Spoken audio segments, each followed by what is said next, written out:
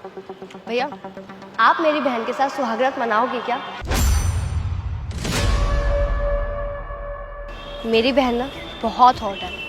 I mean, इसके साथ शादी करोगे आप? मेम साहब, ये कैसी बातें कर रही है? मैं कैसे शादी कर सकता हूँ? इतना क्या सोच रहे हो? अगर तुम्हारी हाँ है तो मैं तुम्हारी और अपनी बहन की ना अभी मंदिर में ले जाके शादी करवा दूंगी, वो भी 5 मिनट के अंदर। लेकिन मेम साहब, आप अपनी बहन की शादी मुझसे क्यों करवा रही हो? वो क्या है ना भैया, मेरी बहन की एक बार पहले भी शादी हो चुकी है और इसके हस्बैंड की ना रोड एक्सीडेंट में डेथ हो गई थी, जिसकी वजह से ये भी अपाहिज हो गई है। लेकिन जो इसका हस्बैंड था ना, बहुत अमीर था और बहुत अच्छा था। वो जाते जाते ना अपनी सारी प्रॉपर्टी मेरी बहन के नाम कर गया। तो अब इसकी प्रॉपर्टी मेरे को तो मिल नहीं सकती, तो मैं चाहती हूँ कि आप ना मेरी बहन से शादी कर लो और इसके बाद आप सारी प्रॉपर्टी मेरे नाम कर देना। अच्छा, मतलब आप अपने फायदे के लिए अपनी बहन की शादी मुझसे करवा रही हो ना? तुम्हारा भी तो फायदा है। इसके हस्बैंड की ना करोड़ों की प्रॉपर्टी है, उसमें से 1 करोड़ मैं तुम्हें दे दूंगी। क्या 1 करोड़? हाँ, मैं शादी करने के लिए तैयार हूँ इनसे। ठीक है, चलो। तो इन दोनों ने शादी मंदिर में जाके की है? जी, मैं आपको फोटोज दिखाती हूँ, ये देखिए। माफ कीजिएगा, हम आपके दफ्तर नहीं आ पाए। मेरी बहन चल नहीं सकती ना।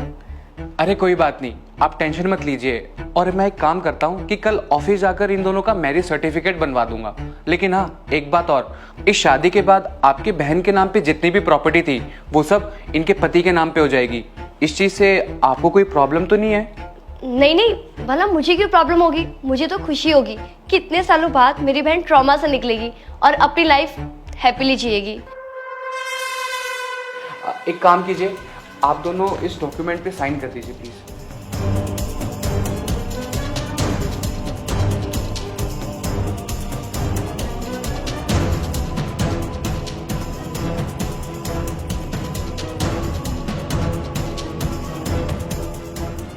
ठीक है, अब मैं चलता हूँ।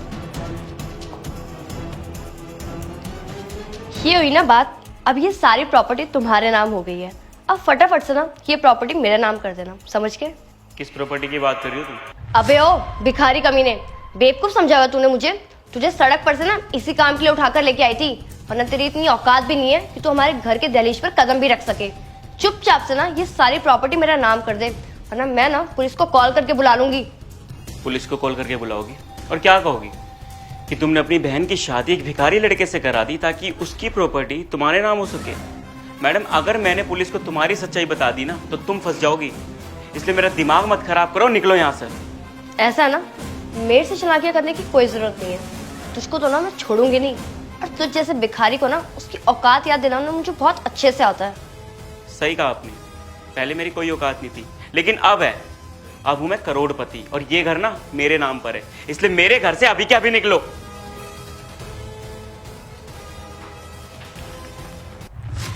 देखो, तुम घबराओ मत मुझसे।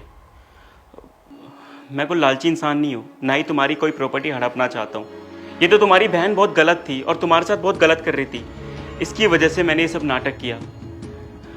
बाकी मैं जाके वकील से बात कर लूंगा और ये प्रॉपर्टी मैं तुम्हारे नाम पर भी करवा दूंगा। अपने पास कुछ भी नहीं रखूंगा।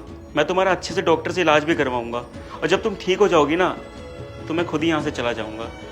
बाकी मैं ये भी मानता हूँ कि हम दोनों की शादी एक ज़बरदस्ती की शादी है, तो अगर तुम इसे नहीं भी मानोगी तो कोई बड़ी बात नहीं है, मुझे कोई दिक्कत नहीं है। चलो मैं चलता हूँ।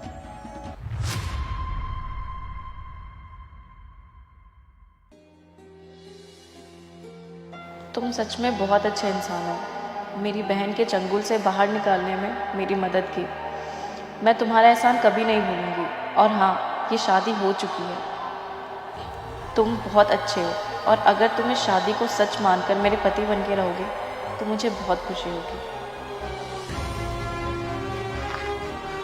अगर तुम ऐसा ही चाहती हो तो मुझे कोई दिक्कत नहीं है। शुक्रिया।